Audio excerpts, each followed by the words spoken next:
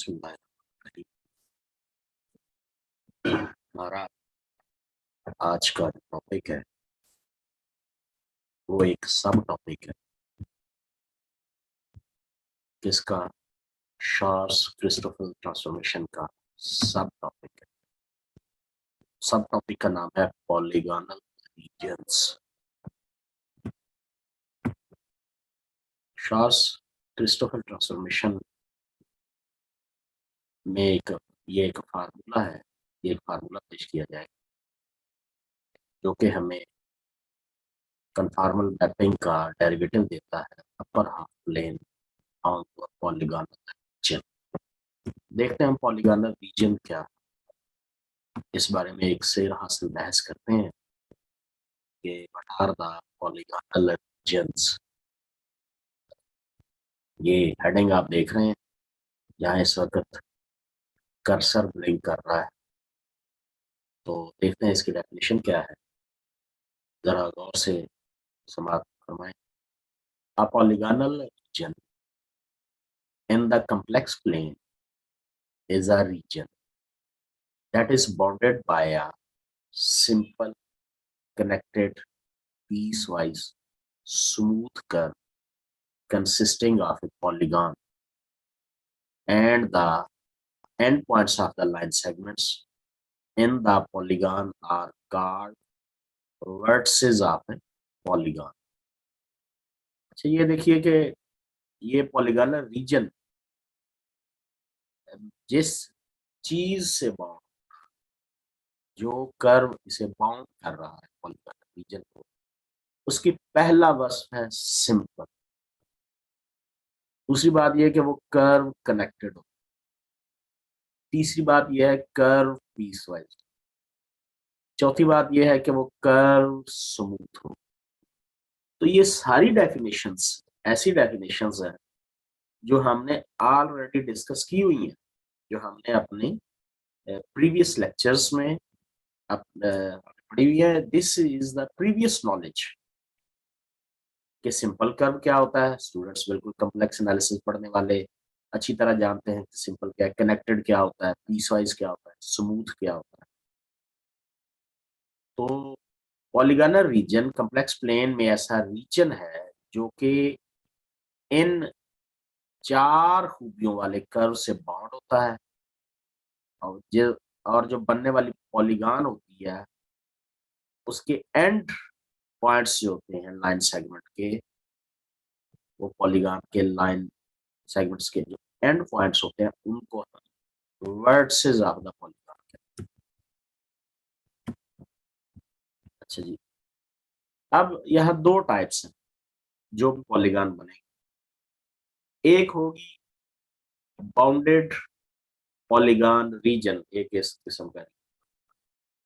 दूसरा होगा unbounded polygonal region. Let us see that what are these. If a polygon is closed curve, बड़ी जबरदस्त definition है, बिल्कुल क्लियर स्टाइल में उसने क्लियर अंदाज में सामने रखी है, very much clear, too much clear. If a polygon is closed curve, then the region enclosed by polygon is called bounded polygon। और जो दूसरी बात हम कर रहे थे, if polygonal region that is not bounded is called unbounded polygonal region। दो ही किस्में हमारे सामने आई। अगर एनक्लोज्ड होगा किसी पॉलीगॉन की वजह से, रीजन एनक्लोज्ड होगा तो बाउंडेड पॉलीगॉन, और अगर बाउंडेड नहीं होगा तो unbounded polygon. In case of unbounded polygonal region, the ideal point infinity is called the vertex of the polygon। Unbounded, अब ये सवाल पैदा होता है कि अनबाउंडेड पॉलीगोनल रीजन में वर्टेक्स क्या होगा, तो फिर इंफिनिटी को इसका वर्टेक्स करार दिया जाता है। पॉलीगोनल रीजन के कुछ स्पेशल केसेस हम डिस्कस करते हैं। In order to motivate a general formula for the conformal mapping of the upper half plane y positive onto the polygonal region, we first examine the complex mapping. ये हमारे पास एक, जिसे हमने equation 1 का नाम दिया, ये complex mapping है, W equal f of z equal z minus x1 और अल्फा over पाई. ये एक मैपिंग है. इसमें दो चीजें आपने नोट की होंगी कि x1 भी आया है, अल्फा भी आया है. x1 और अल्फा दोनों रियल नंबर्स हैं such that 0 less than alpha less than 2. The mapping in this one equation 1 is the composition of. अच्छा, ये बात भी सामने रखें कि ये आपको जहाँ पर कर्सर ब्लिंक कर रहा है, ये जो आपको फार्मूला नजर आ रहा है, इस फार्मूले, ये कंपोजिशन, ये मैपिंग दरअसल, ये कॉम्प्लेक्स मैपिंग दो फंक्शंस की कंपोजिशन है. एक इसमें फंक्शन की ट्रांसलेशन इस्तेमाल हुई है, एक ट्रांसलेशन इस्तेमाल हुई है और दूसरा पावर फंक्शन इस्तेमाल. Let us check these two functions. Composition, पहली कंपोजिशन है जी, जिसे हम ट्रांसलेशन कहेंगे. T of z equal z minus x1, और इस कंपोजिशन में इस्तेमाल होने वाला दूसरा फंक्शन जो कि real power f of z equal z power alpha over pi.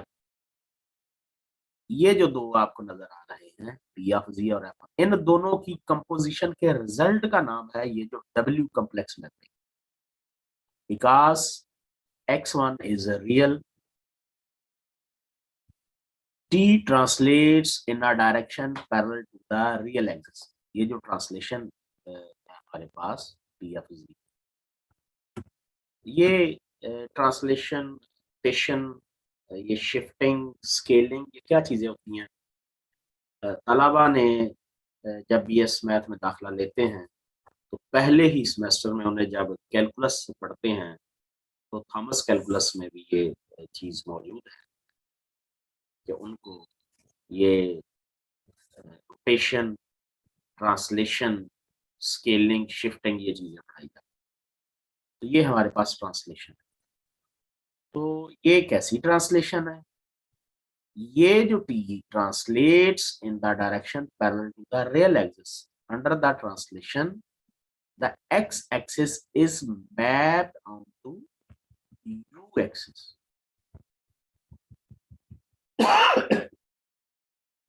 x-axis mapped onto u-axis with the point z equal x1. ये ट्रांसलेशन x-axis को u-axis पर मैप करेगी और कितने point, z equal x1, mapping on the point w equal 0, z equal x1 को w equal 0 पर map करेगी. In order to understand the power function f, अब चूंकि दूसरा फंक्शन जो इस्तेमाल हुआ था वो हमारे पास पावर फंक्शन f था. A complex mapping will replace the symbol z with the exponential notation r e iota theta. हम जो हमारे पास कॉम्प्लेक्स नंबर z है उसे एक्सपोनेंशियल नोटेशन में लिख लेंगे तो ये f ऑफ z क्या बन जाएगा? f of z will replace f of r e iota theta, बल्कि f of z इक्वल, ये z power alpha by pi थी तो z की जगह पर r e iota theta whole power alpha by, which is equal r raise power alpha by pi, और जो हमारे पास ये e है exponential e iota alpha theta over pi. ये हमारे पास एक और इक्वेशन बन जाएगी. पहली हमारी इक्वेशन 1 थी, एक और इक्वेशन हमारे सामने आ गई. From ये जो इक्वेशन 2 है, we see that complex mapping W equal z power alpha by p can be visualized as the process of magnifying or contracting the modulus of r of z to the modulus r raised power alpha by pi of w and rotating z through alpha by pi radians about the origin to increase or decrease the argument of theta g to the argument alpha theta by pi of g. कहता है जी इस बात को जरा गौर से समझ लें। इससे हमें ये पता चलता है कि क्या ये जी का जो मॉडुलस है वो हमारे पास इंक्रीज होगा या डिक्रीज होगा, मैग्नीफाई होगा या कॉन्ट्रैक्ट होगा। जी का मॉडुलस भी लाइकवाइज जो हमारे पास जो डब्ल्यू का मॉडुलस है उस पर भी बात की जाएगी कि क्या वो मॉडुलस उसका इंक्रीज होगा, डिक्रीज होगा, मैग्नीफाई होगा या कॉन्ट्रैक्ट होगा। और जो जी का जो एंगल है वो क्या होगा, वो रोटेट होगा तो कितना होगा, अगर ओरिजिन पे बनेगा तो कैसे बनेगा। तो ये सारी बहस इसमें उसने की है। बड़ा ये इम्पोर्टेंट ये पैराग्राफ, इसको इस फार्मूले को जो उसने अल्फाज में लिखा है वो इंतहाई अहम है। कहता है we see that complex mapping W equal Z raised power alpha over pi can be visualized as the process of magnifying or contracting the modulus R of Z to the modulus R raised power alpha by pi of W। R modulus Z का है, R raised power alpha by pi modulus W का है, और rotating Z through alpha by pi radians about the origin to increase or decrease an argument theta of Z to the argument alpha theta over pi of W. Thus under the composition W equal f of, ये composition अब clear words में आ गई है, f of p of z equal z minus x1 raised power alpha by pi। अच्छा ये क्या होगा जी, a ray, ये एक शुआ है, एक रे emanating from x1 जो कि x1 से निकल रही है and making angle of phi radian with the real axis। Real axis के साथ एंगल कितना बना रही है, पाई 1 फाई। लेकिन जब मैपिंग के बाद हासिल हो, इस मैप ऑनटू रे, मैपिंग के बाद जो हमें रिजल्ट मिलेगा वो भी एक रे होगी इमेनेटिंग फ्रॉम द ओरिजिन, लेकिन आफ्टर मैपिंग ये रे ओरिजिन से निकल रही हो और क्या एंगल बना रही होगी, making angle alpha pi over पाई।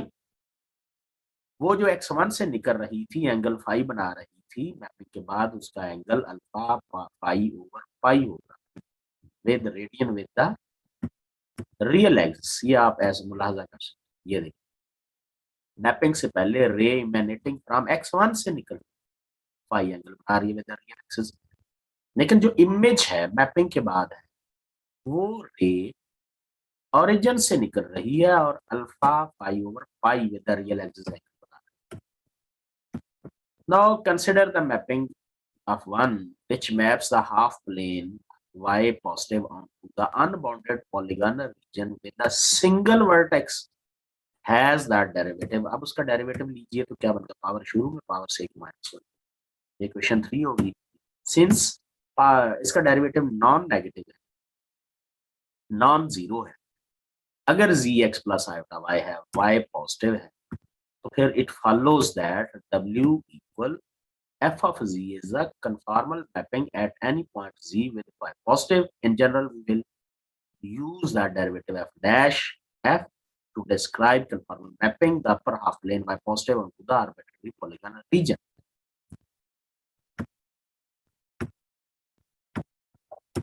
अब हम जरा इसकी डेरिवेटिव के साथ डिस्कशन इसका जो टेबल है वो हम आज के लिए नहीं, अगले लेक्चर में डिस्कस करेंगे।